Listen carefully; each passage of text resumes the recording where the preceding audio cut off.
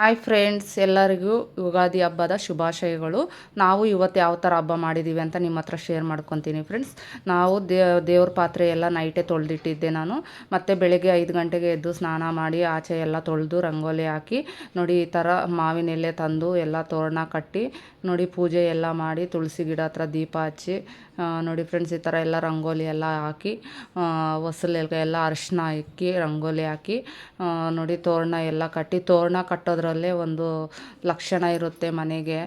ನೋಡಿ ಯಾವ ಥರ ಚೆನ್ನಾಗಿ ಕಾಣಿಸುತ್ತೆ ಮಾವಿನ ಎಲೆಯಲ್ಲಿ. ಕಲಶಕ್ಕೂ ಕೂಡ ನಾವು ಮಾವಿನ ಎಲೆ ಇಟ್ಟರೆ ತುಂಬ ಒಳ್ಳೆಯದು, ನಮಗೆ ಪಾಸಿಟಿವ್ ಎನರ್ಜಿ ಅನ್ನೋದು ಇರುತ್ತೆ ಮಾವಿನ ಎಲೆ ಅನ್ನೋದು. ನೋಡಿ, ಯುಗಾದಿ ಹಬ್ಬ ಅಂದ್ರೇ ನಮಗೊಂದು ಹೊಸ ವರ್ಷ ಇವಾಗ ಸ್ಟಾರ್ಟ್ ಆಗುತ್ತೆ ನಮಗೆಲ್ಲರಿಗೂ. ಹಿಂದೂ ಜನಗಳಿಗೆ ಹೊಸ ವರ್ಷದಲ್ಲಿ ಹೊಸ ಹಬ್ಬ ಅಂತ ಇವಾಗ ಮೊದಲನೇ ಹಬ್ಬ ಅಂತ ನೋಡಿ. ನಾವು ಬೇವು ಬೆಲ್ಲ ಎಲ್ಲ ಇಟ್ಟು ಬಾಳೆಹಣ್ಣು ಇಟ್ಟುಬಿಟ್ಟು ಪೂಜೆ ಮಾಡಿದ್ದೀವಿ.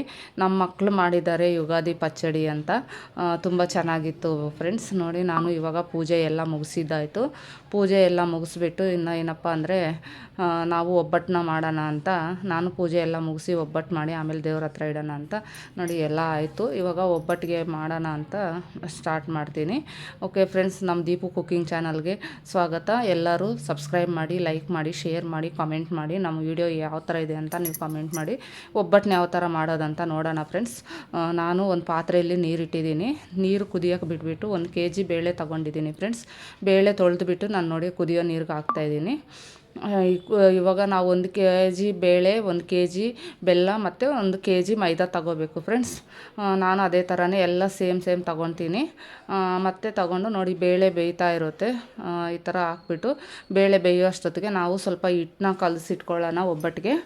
ಅದಕ್ಕೆ ನಾನು ಸ್ವಲ್ಪ 1/4 kg ಚಿರೋಟಿ ರವೆ ಹಾಕಿದ್ದೀನಿ, ಮತ್ತು 3/4 kg ಮೈದಾ ಹಾಕ್ಕೊಂಡು ಸ್ವಲ್ಪ ಅರಿಶಿನ ಹಾಕ್ಕೊಂಡು ನೀರು ಹಾಕಿ ಕಲಿಸ್ತಾ ಇದ್ದೀನಿ ನೋಡಿ ಫ್ರೆಂಡ್ಸ್. ಈ ಥರ ಎಲ್ಲ ಚೆನ್ನಾಗಿ ನಾದ್ಕೋಬೇಕು.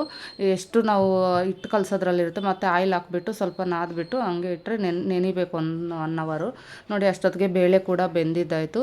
ಈ ಬೇಳೆ ಸಪ್ರೇಟು, ನೀರು ಸಪ್ರೇಟ್ ಮಾಡೋಣ ಫ್ರೆಂಡ್ಸ್. ನೋಡಿ, ಈ ಥರ ಮಾಡಿಕೊಂಡು ನಾನು ಬೆಲ್ಲ ತೊಗೊಂಡಿದ್ದೀನಿ ಅನ್ನಲ್ಲ, 1 kg ಬೆಲ್ಲ ತೊಗೊಂಡು ಅದರಲ್ಲಿ ಅರ್ಧ kg ಅಷ್ಟು ಕುಟ್ಟಿ ಇದರಲ್ಲಿ ಮಿಕ್ಸ್ ಮಾಡಿ ಹಾಕ್ತಾಯಿದ್ದೀನಿ. ಇವಾಗ ಮಿಕ್ಸ್ ಮಾಡಿಟ್ರೆ ರುಬ್ಬೋವಾಗ ಮಿಕ್ಕಿದ್ದನ್ನು ನಾನು ಹಾಕ್ಕೊಂಡು ರುಬ್ಕೊತೀನಿ ಫ್ರೆಂಡ್ಸ್. ನೋಡಿ, ನೀರು ಸಪ್ರೇಟ್ ಮಾಡಿದ್ದೀನಿ. ಇದನ್ನು ಒಬ್ಬಟ್ಟು ಸಾರು ಮಾಡ್ತೀನಿ, ಅದು ಮತ್ತೆ ಬೇರೆ ವೀಡಿಯೋದಲ್ಲಿ ನಾನು ತೋರಿಸ್ತೀನಿ. ನೋಡಿ ಫ್ರೆಂಡ್ಸ್, ಈ ಥರ ಕಲ್ಲಲ್ಲೆಲ್ಲ ರುಬ್ಬಿದ್ದೀನಿ ನಾನು, ಮಿಕ್ಸಿಗೆ ಹಾಕಲ್ಲ. ಮತ್ತು ಸ್ವಲ್ಪ ಕೊಬ್ಬರಿನ ತುರಿದುಬಿಟ್ಟು ಹೂರ್ಣಕ್ಕೆ ಹಾಕ್ಕೊಂಡ್ರೆ ತುಂಬ ಚೆನ್ನಾಗಿರುತ್ತೆ. ಅದರಲ್ಲಿ ಏಲಕ್ಕಿ ಕೂಡ ರುಬ್ಕೋಬೇಕು. ನೋಡಿ, ಮೈದಾ ಹಿಟ್ಟು ನಾವು 1 hour ಆಯ್ತಲ್ಲ, ಇವಾಗ ಚೆನ್ನಾಗಿ ಮೆತ್ತಗೆ ನೆನ್ಕೊಂಡಿದೆ. ತುಂಬ ಚೆನ್ನಾಗಿ ಬರುತ್ತೆ, ಸಾಫ್ಟಾಗಿರುತ್ತೆ ಒಬ್ಬಟ್ಟು.